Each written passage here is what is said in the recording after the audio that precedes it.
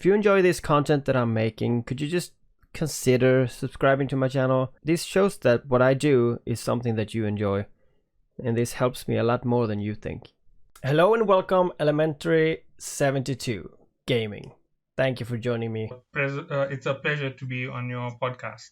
Thank you. It's a pleasure to have you here. Elementary 72 Gaming. I understand that gaming is like for your channel, but Elementary 72, why is that? Is that where you were born?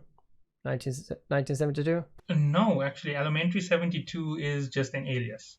It's an alias constructed 8 years ago to hide my actual gamer tag, because my actual gamer tag has a lot of a lot of following and a lot of problems behind it as well. Okay, cool. I've watched your videos, and you're doing stuff from Eve Echoes fitting to some discussion videos about echoes. How did you start doing that? To be honest, it was just a lot of bad times in my life that followed sequentially. And I ended up one day just sitting with nothing to do. And I saw there was this big game launching in 30 days. And I decided, why not join the flow and have some fun with some people? Make some friends beyond just those who I talk to on a limited base and share it along with the community. And it's always been a place that I always end up in leadership in most corps or alliances when I play games.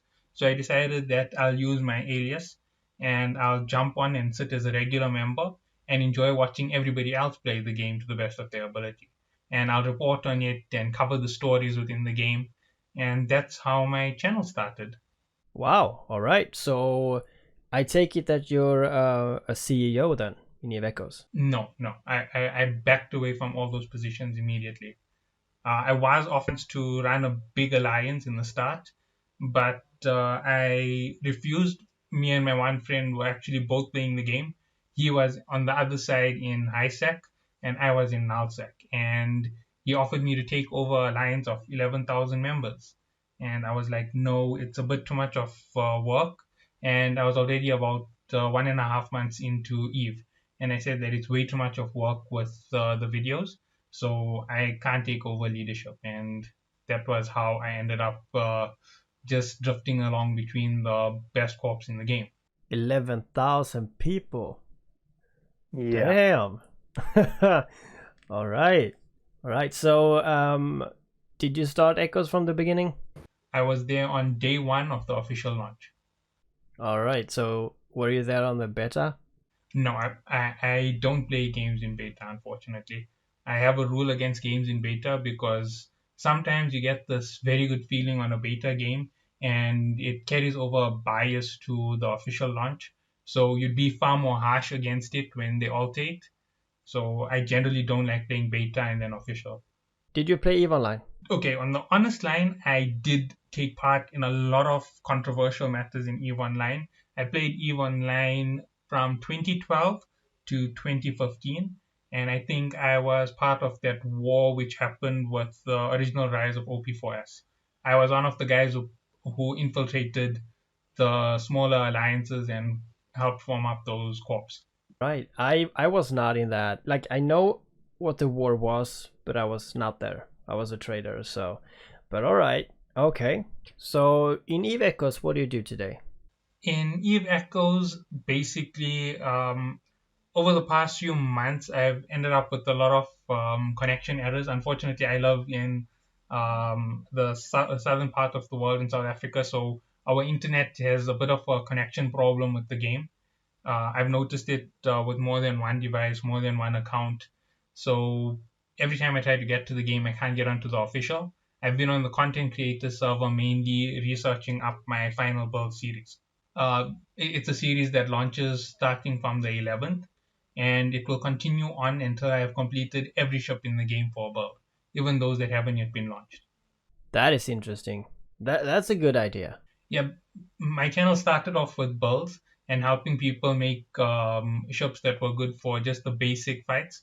So I decided now I'm going to try and level up my building a little bit, give a good show on how I would handle the basic, on how I get the basics done on the small ships. Because the one thing that I've always said is the small ships aren't really good for usage in the game. They only good for certain scenarios, and most of them are group a group playing ships. Yes. Yes, that is true. Yeah. I think so. Hmm.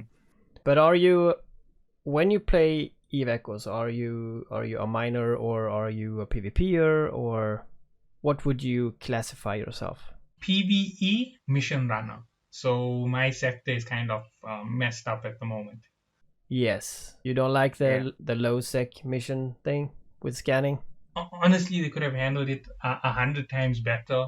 They could have implemented a lot better systems and kept the PVE base happy. The fact that they removed it from the PVE base, I feel, is a little bit of a bad hand from Eve. I think they should have changed the flow of their game when they realized that the people who were downloading the game weren't those heavy PvP type players from the general start when they broke 2 million. I think they should have kept to the flow that people were happy with instead of keeping with the original flow of the game, because you have to adapt to your audience in order to move forward. Yes. How did you feel about the rapid change with this scanning? Well, you are the first guy I've talked to that actually brings up the exact issue that I had.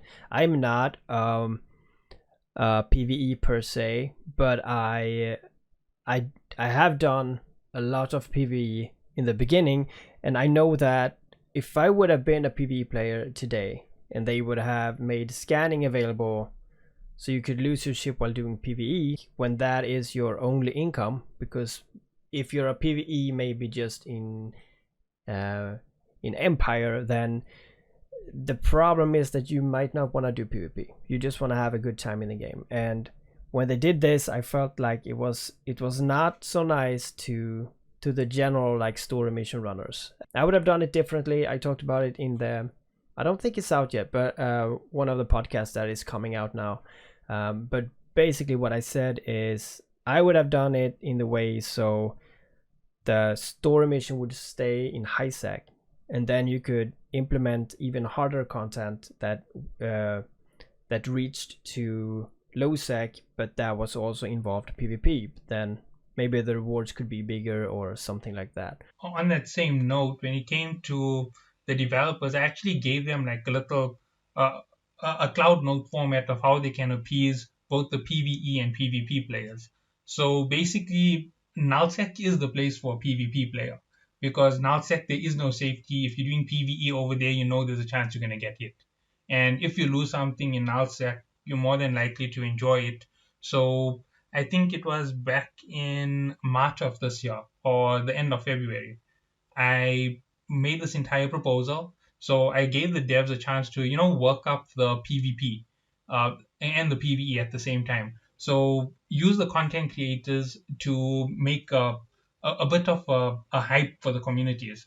So give them a few events where, like you overspawn dead spaces in a sector. So you force everybody to go to one sector, but don't give the information to everyone. Force it through the channels on your content creators. That immediately causes the algorithms on YouTube to go through the roof, because 10,000 people trying to find out where's this sector with a guaranteed chance of a dead space with every single reset, everybody's going to go crazy for it. So I said if you had something like that to start up the push towards nullsec, you're going to get tons of people running around with content creators. They may be there for an hour, they may be there for PvE, or they may be there for PvP just to ruin somebody's day. And everybody would be happy at the end of it, because it's guaranteed dead spaces. People are going to go mad for it. They're so rare as it is. And it may just be an hour or 2 hours, and it's not like it's going to happen all the time. And then I said from there, they can escalate their PvE content to give us something even more crazy than what we already have, like using the stations, the corp stations.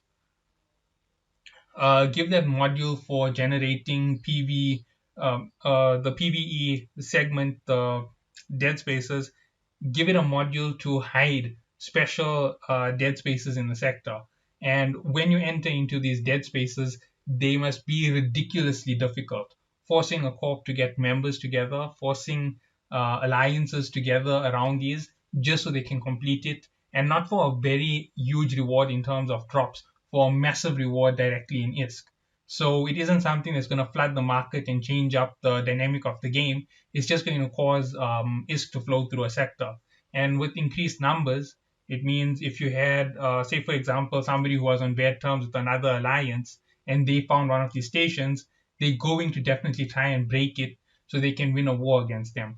And when you flood the sector and when you fight and finally defeat a corp, they can't earn that high earning. So you affect them PvP and PvE at the same time.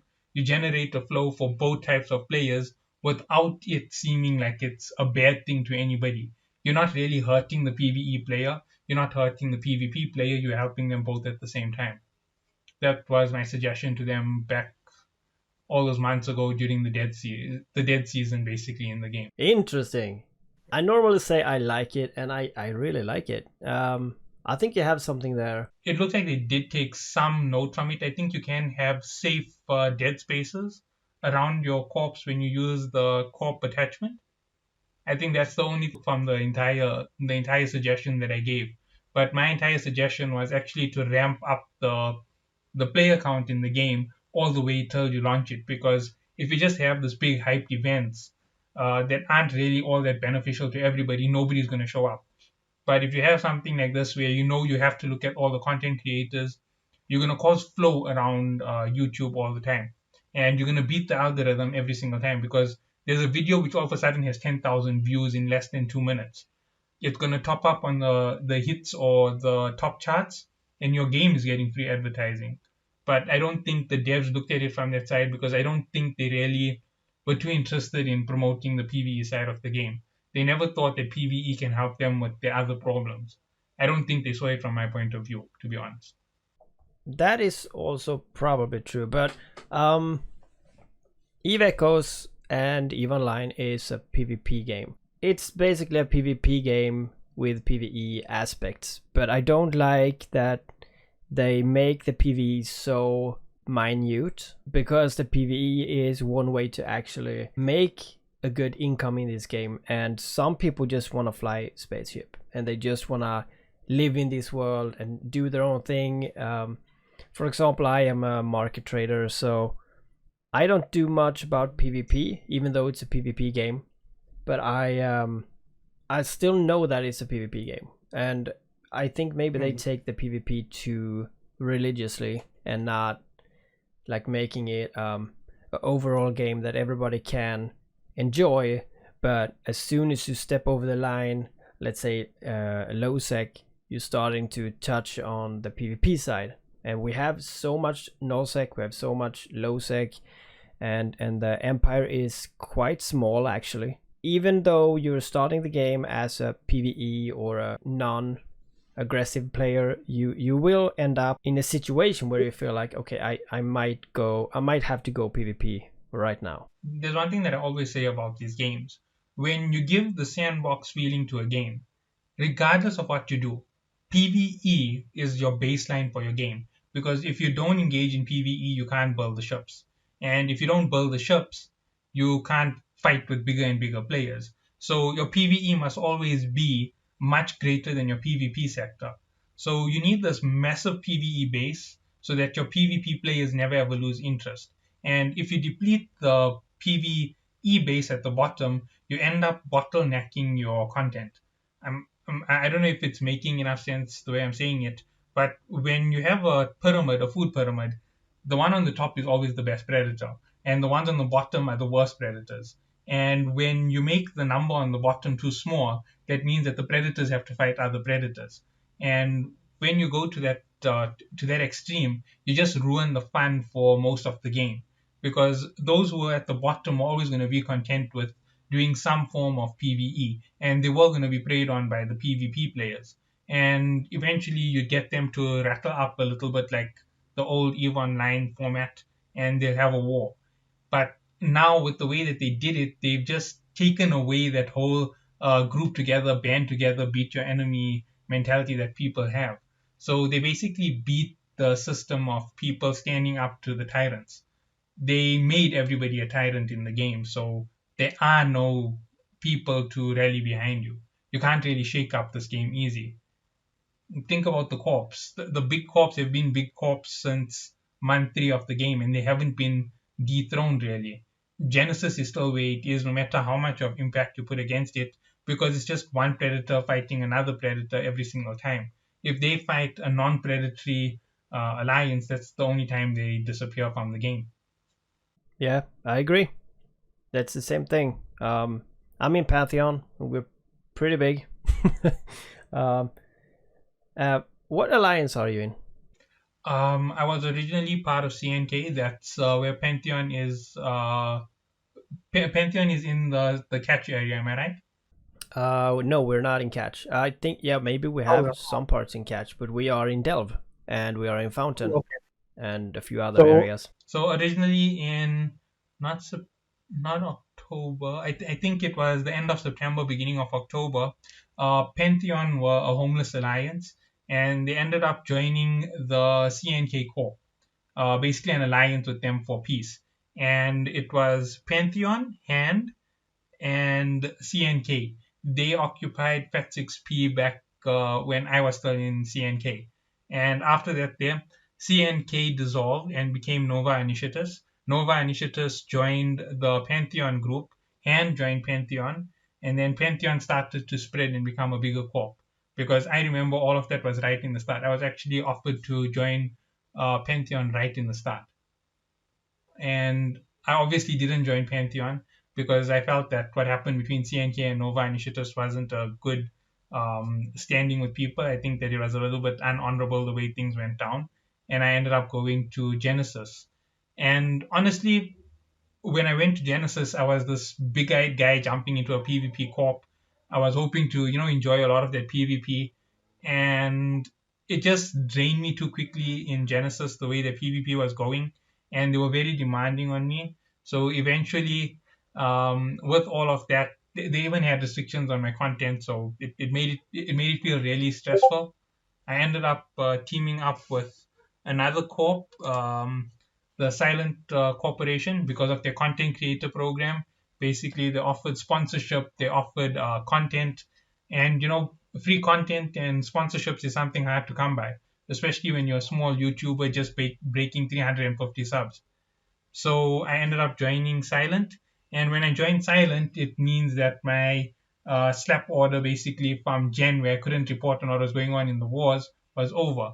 So I made a big story out of it, and that's how I ended up in Silent. And it ended up giving me a lot of problems in Silent because Silent had a contract basically with Genesis.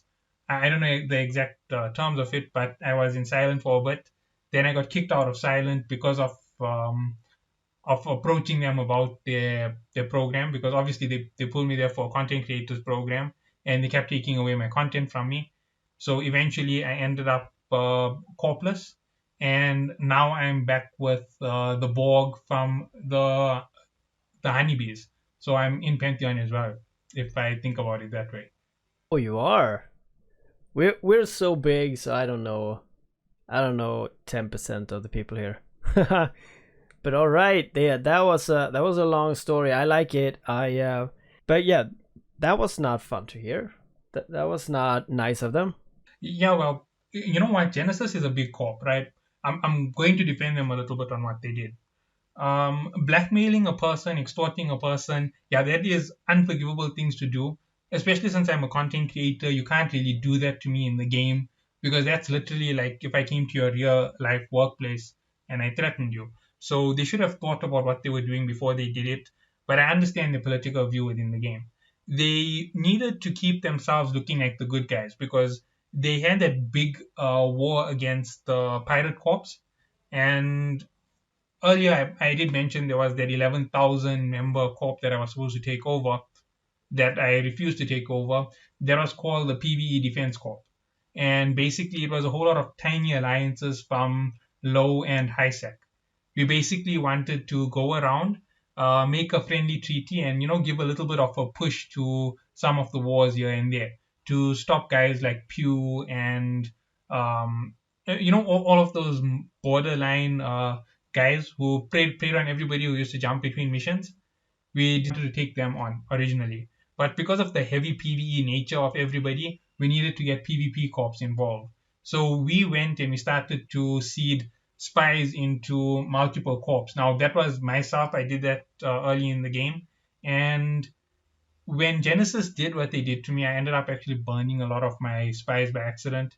They ended up getting caught with false information, a lot of false information, and it leaked through one of my channels in my private Discord, and that caused a lot of problems for some of my spies.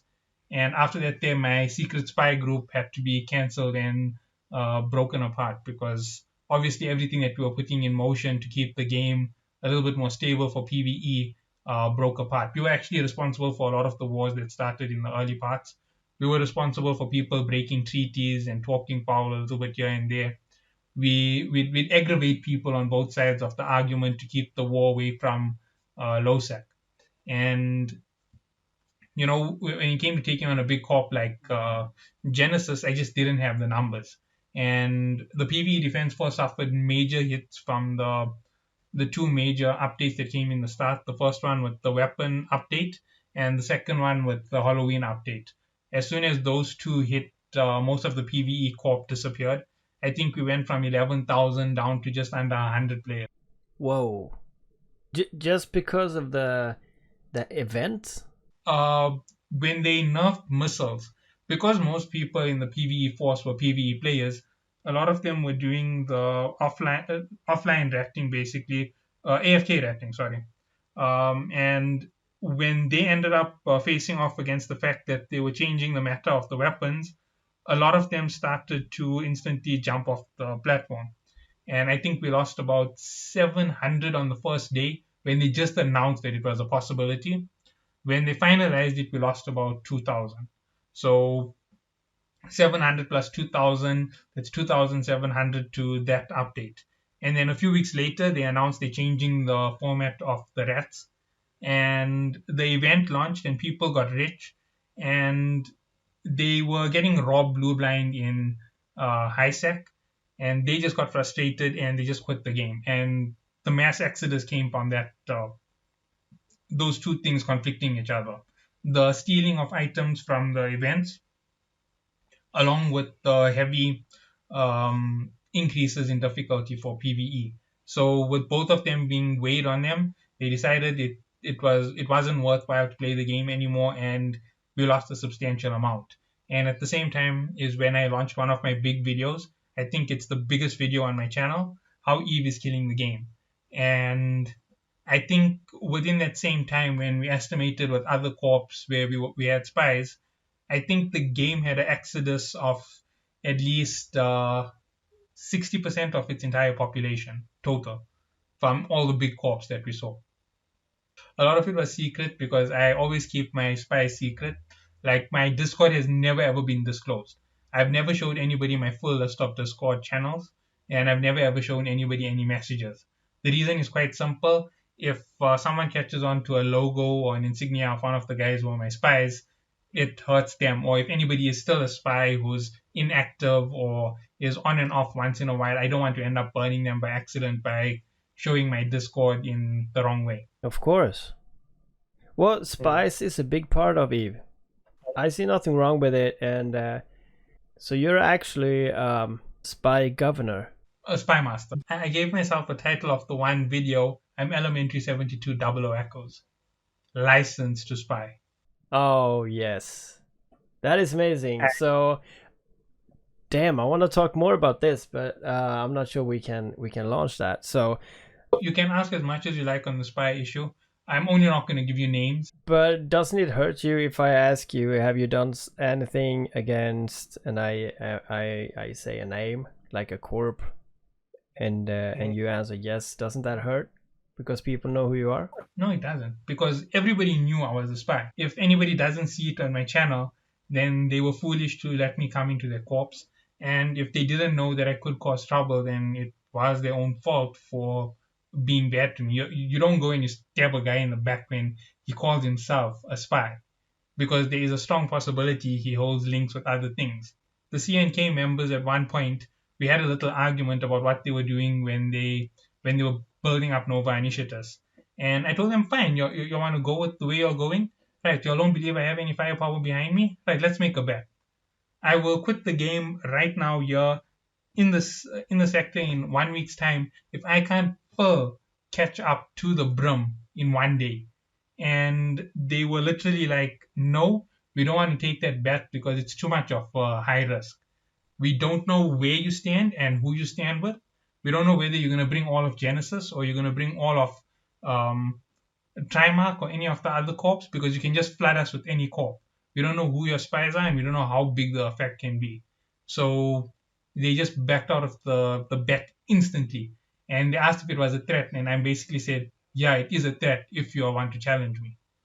And basically after that is when I left the Nova Initiative's side of it, because I felt that the way they treated the leadership from the original CNK lead writer, was a bit ungrateful. He used to spend 18 hours basically on comms every single day, negotiating peace treaties and negotiating routes for his players. And these guys just kicked him to the curb because he wasn't in the game enough for what they wanted. They thought that he should take a more active role on sitting on the battlefield instead of making sure that we had backup from Trimark or from Genesis or from any other corp for that matter. So that's what happened in the end, and they ended up becoming part of Pantheon. So you can see some of the roots of the problem of some of the things. That's cool. That is so cool. So okay, I want to say something. Like, for those guys who listen now, if you want me to have another podcast with Elementary 72 strictly about spying, then you like this video and you share this so I know. All right, because that is very interesting. I would like to know a lot more, but we will not have time to go through all that now. So okay, so we have talked a little bit about how you think echoes run today. We have touched on the PvE part. Is there anything else that EVE Echoes is lacking right now? The PvP element. I think the PvP element is too punishing and it isn't rewarding enough for the players. I think they need to implement a few new systems. They need to give people a little bit more of a ranking system. It's also something that was argued by, if I'm correct, Benzi, Sovereign RPG, Excondro, myself. We all argued with the devs about it. We said that we needed a ranked PvP system in the game. We need a fair way to rank PvP. We need an arena. We need all these things to come into the game, because without them, PvP feels meaningless. It's just a bunch of pointless fighting and a bunch of politics for one or two people who can boast about having the biggest corp. And they'll hide things, they lie, they don't know who the powerhouses are within them, and they can burn their powerhouses if they want to. But when you have those ranking systems, it's not so easy to just go and say, you know what, Elementary is a YouTuber. We can give him a bad enough rep if we go and we spread this rumor through this person or that person. You know, that's the way that the politics in the game goes. And honestly, if they gave it a little bit more like a ranking system, and they look at it and they're like, look at this guy. He doesn't even look that dangerous, but he's got 1,500 PvP kills. He's sitting with a gross income of 300 trillion across his time in the game. You know what? Maybe we should ally with this guy. He definitely knows something about running finance, and he definitely can fight. Let's grab this guy and put him in our corps. And that's how you know when you're fighting for good players. And that's when you have guys like Genesis and Silent fighting over a single good player to, improve their PvP, improve their ranking system, improving their defenses and fights. So you don't have that overextended fight. You don't have a 9-hour fight because you have a rookie pilot pulling the fight. And you don't end up running into an enemy stronghold. You pick your fights more strategically. You know when to fight and when not to fight. That's basically one of the other things I see as a problem. Okay. Yes, I can see that problem. I can definitely do. And I also would like to have an arena, some type of way to show that someone is good, especially now when I heard the kill marks that you have does not disappear from your ship. I really didn't like it. I thought it was like EVE Online. When you died with your ship, the kill mark disappeared. But now it's not like that. You still keep them, so it's not as special anymore. So we don't have anything in terms of kill marks to see if that guy is good. I mean, everyone will have a ton of kill marks in a few years, like in a year. So yes, some kind of tournament. I would like an alliance tournament, um, like some arenas maybe for solo PvP. I would also like I would like to have something that you can click on a guy and you can see what kind of guy he is, if he's a PvPer or if he's dangerous or not. I would like to have something like that, and not like a neon cat thing, like a tail when he flies, not like that, but still something discreet, but still something visible. Uh, Something discrete would be basically elaborating on it. I think someone else also said this here. Everybody's names display in your regular colors across the game. And if you have someone in the top 100 best PvP players or 100 of the best results in a tournament, you can have them display their name in a neon green or something like that that tells you this is a dangerous guy. Get out of the sector. Yeah. He is the man. Don't go and approach him. It will be fun to see that happen because I guarantee you, every time you see someone with neon green, there's going to be a ton of guys who want to challenge him, and you're just going to see people dropping like flies. And that guy who has that neon green writing basically is going to be the bomb. Everybody's going to know, you know what, let's go join that alliance. Is going to make us good PvP players. And they'll be like, yeah, let's go for a roam around this area, that area. I know there's some people who want to fight, and everybody will fight because they know definitely that's a PvP player. He's a tournament rank top 100. Let's go for it. Let's go have a little bit of fun with him. He's got the neon green glow. And if your neon green glow goes away, you know you're going to fight back for it. It'll make the PvP mood in the game very competitive. It'll mean that pointless wars won't be the way to go. You want to show your dominance. You want to show that you have that skill as a player. I know that I've been yapping on quite a bit, but these are all things that I'm pretty sure you've seen in the content creators talk that we've all discussed from the past. I think Yes. Benzi, Excondra, myself, all of us voiced a lot of opinion on the fact that PvP had no ranking system. And every single PvP game has a PvP ranking. Even if it is the worst PvP game ever, they have a ranking system so you know where you stand within the game. Yep, that is definitely a goal for people. Did I understand you correctly when you said, like, if someone is green, let's say in some contest like arena, he's top 100 and he's green, for example. If you kill that guy, will he lose his green? If in arena, okay, if it's an arena winner, if he loses his rank in arena, he loses his green. And if Okay. top 100 killer, let's say that they give different glows. So a green glow for an arena winner, a red glow for an actual PvP killer.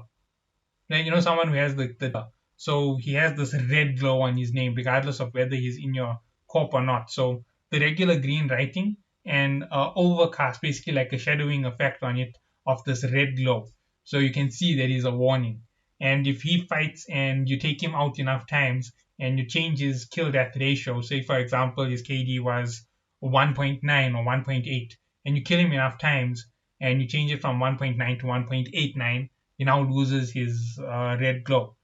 He's going to fight to get it back. He's going to go and he's going to massacre another poor mining corp, or he's going to go through every single belt that he can find and kill every single solo player so that he can get that red glow back. You know how it goes when you're a PvP player. Yes.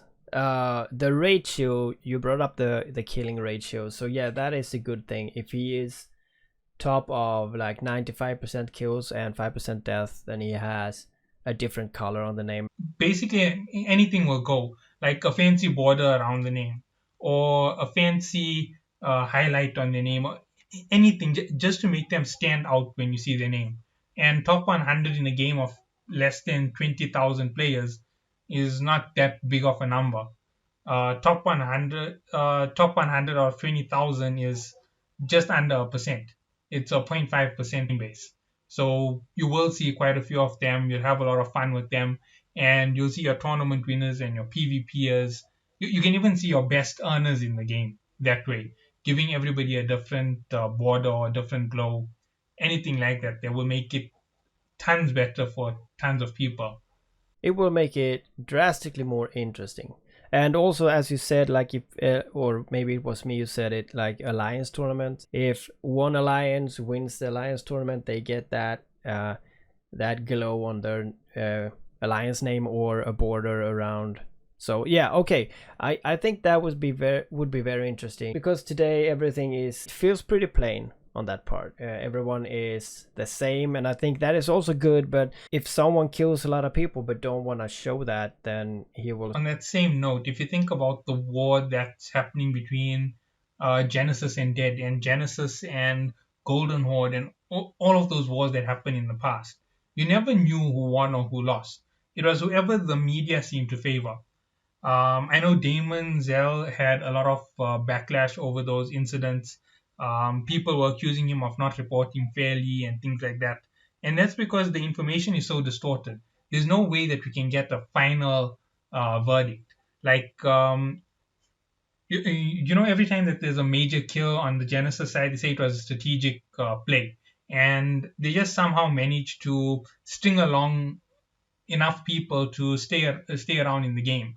But if, say, for example, you're looking at stats and you see Genesis Federation lost 97 battles out of 100. They've only ever won 3 battles. And the reason why they're sitting at the top is because they're controlling the media.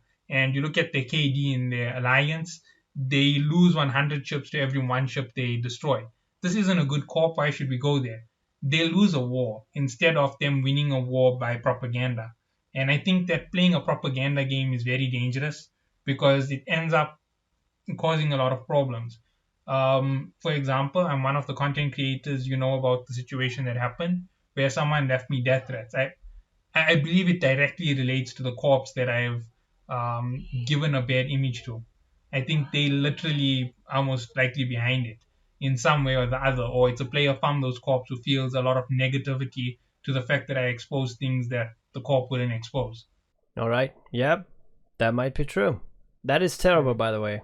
It's part of these things.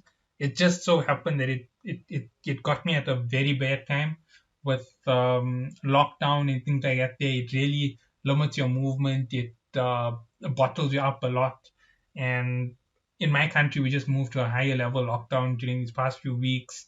I've been stuck in the house. A lot of negative feelings building up. And someone came in, they picked a fight with me at the right time for them to actually have an effect on me. Normally, I'm a lot less taken by what these people say. I think that it was just poor timing on my luck that gave them such an edge on me. Well, okay. What's your vision of Eve Echoes in the future? So currently, from what I can see from Eve Echoes, I see Eve taking a little bit of a dive in the current era. They've affected too much of their PvE play. They're going to see these massive dips in player movement. Wars are going to escalate to ridiculous levels in the next month, if I am correct. I'm not 100% sure on it myself, but I suspect um, we're going to see a lot of wars erupting over places out there in Nullsec. We're going to see a lot of nihilist situations blowing up on things like Reddit or social medias like Facebook. And we're going to see a lot of loss in the game. And I think around 6 months' time, the devs will actually throw us a good event when they finally see the game is taking too much of a hit and they want a little bit of a revive. I think around then the game might get some type of revitalization. They might give something to PvE to try and boost up the game again, but I'm not 100% sure on where things are going. The game looks very scary to me at the moment, thinking about the markets, thinking about the way trade is moving. I expected to see a growth scale with up into T10, like a major hike, like any market would. But we didn't see the massive hike. We just saw a standard flow control because of the increased demand on resources to build the T10 ships. We didn't see that massive blow up like what happened when they restricted dead spaces originally. Like, I don't know if you were around during that period when the Nightmare went from being a 1.5 billion ship to being 11 billion overnight, and then the next night it was 20 billion. Yes, I was there. I I, owned one. I literally expected that when they opened T10. I expected the T10 ships to show as a billion for the first day, spike a little bit on the second day to break the 3-4 billion mark. Then I expected them to skyrocket straight through the 20 billion mark. I expected Plex prices to break the 20 million per Plex mark, but none of that happened. And the moment I saw those things not hitting the game, I realized that they didn't put enough into the game for a player to feel worthy to keep going. And I think they influenced the wrong flow in the game at that same point with the choices they made in how they implemented scanning and nihilist spaces. If they had put in a little bit more thinking into that situation and blown things up in a different manner, I think we would have gotten a lot of players coming back to the game, and we could have been breaking the million mark again for downloads on the game. But right now, I don't see that happening anytime soon. Maybe in another 2 years, they might be back on track if someone really tightens up on them and makes them push their game back to its old glory. But you never know until the time comes. You never know. But you think that T10 ships is going to shoot through the roof? I think with everything that has happened, we're going to see a plummet in prices because if I remember correctly, Plex price dropped to half of its original. It never ever dropped that drastically except for in the start of the game during the first few days.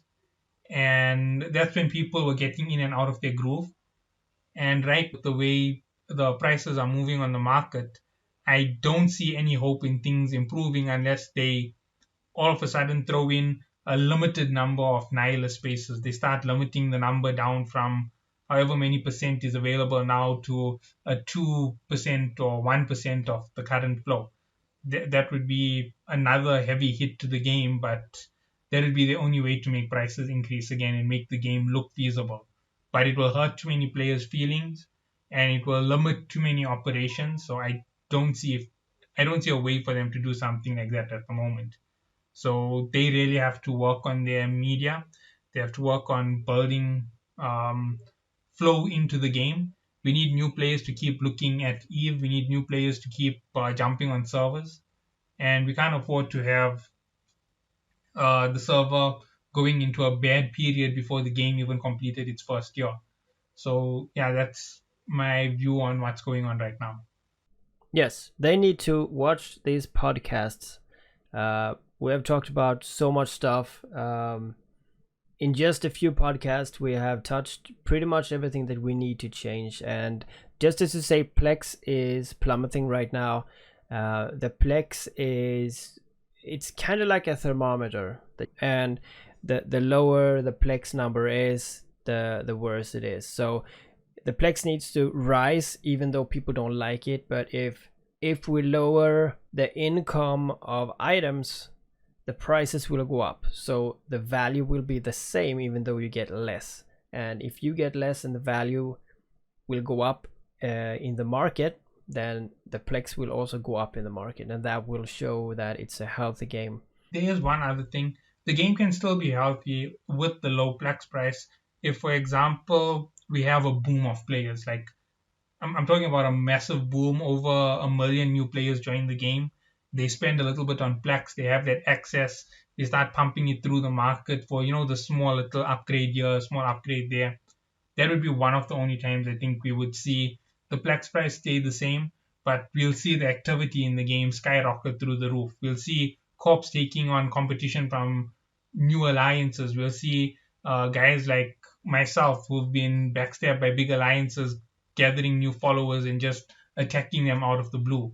You'll see things like that happen all of a sudden if we have enough flow within the game of new players, because it always introduces that fun element, that element of danger that nobody knows what's going to happen tomorrow. We definitely need more players. But yes, of course, like if a lot of people start playing Eve Echoes, they will use real money and buy Plex, and that will drive the Plex prices down. But that will just be a dip. It will still generally go up.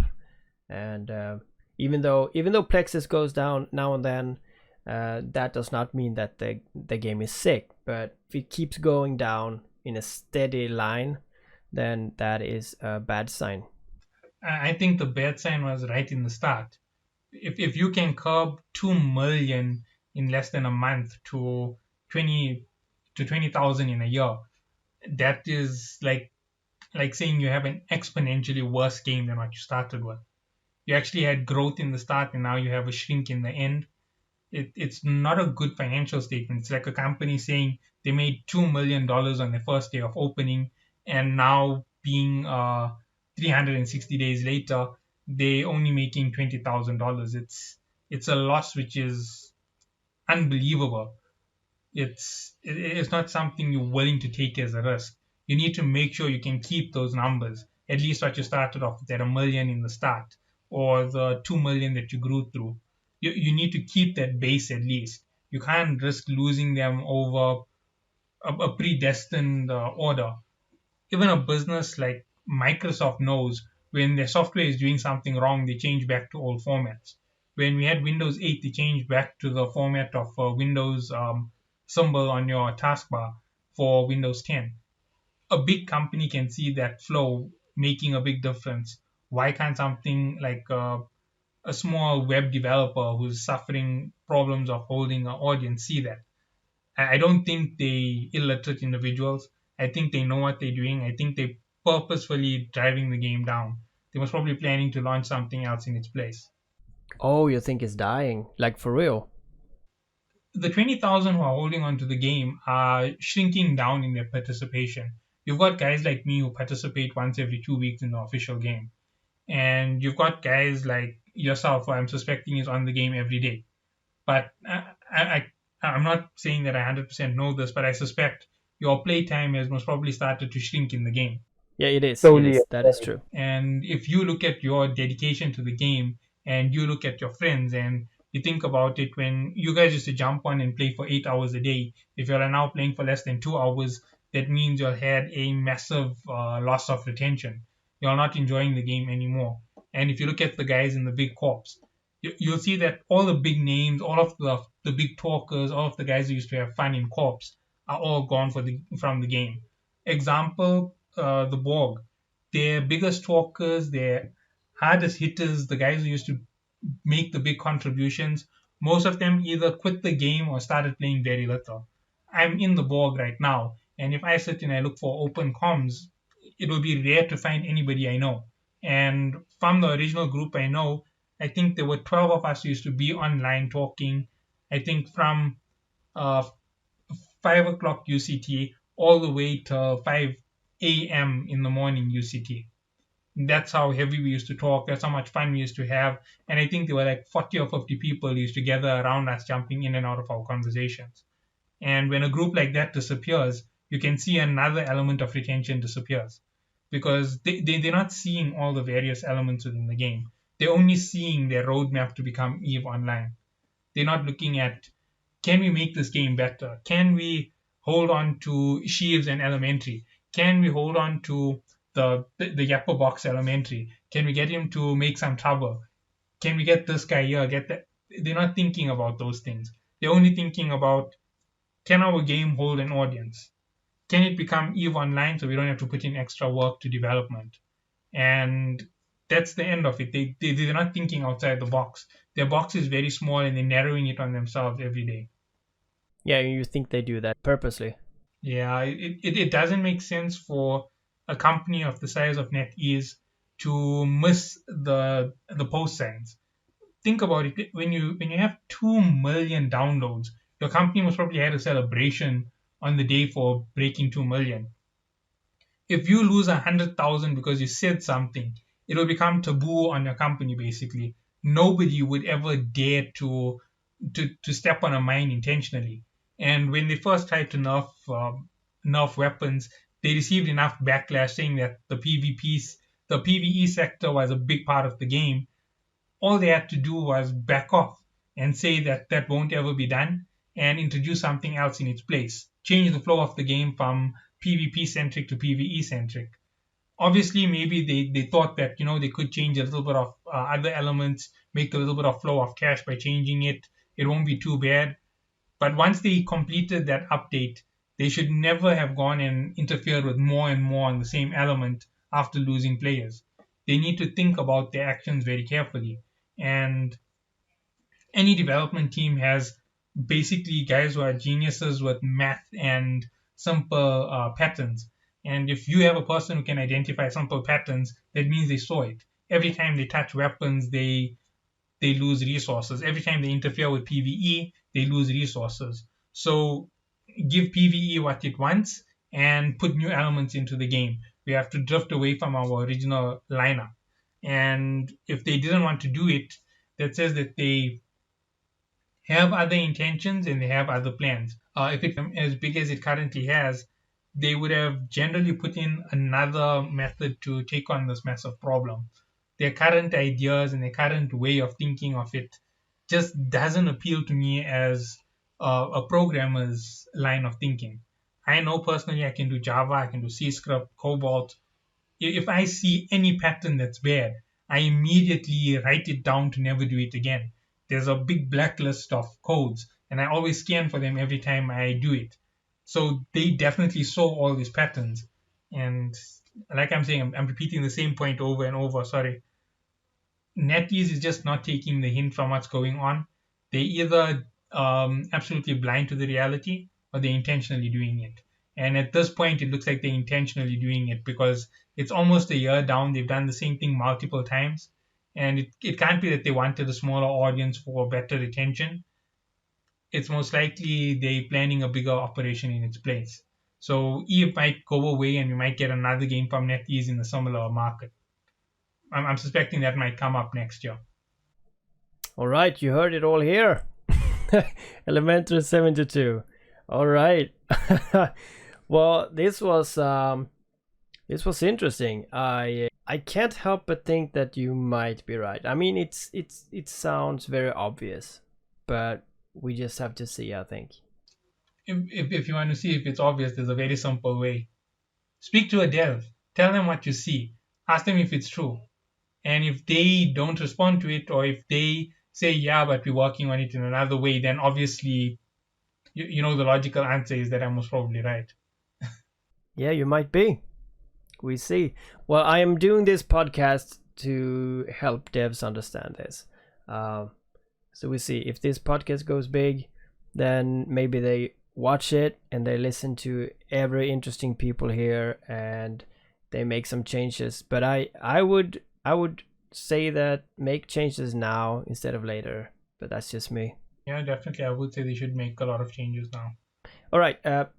We are going an hour now. So this has been a pleasure talking to you, Elementary. You sound like a great guy and you have put a lot of thoughts into this.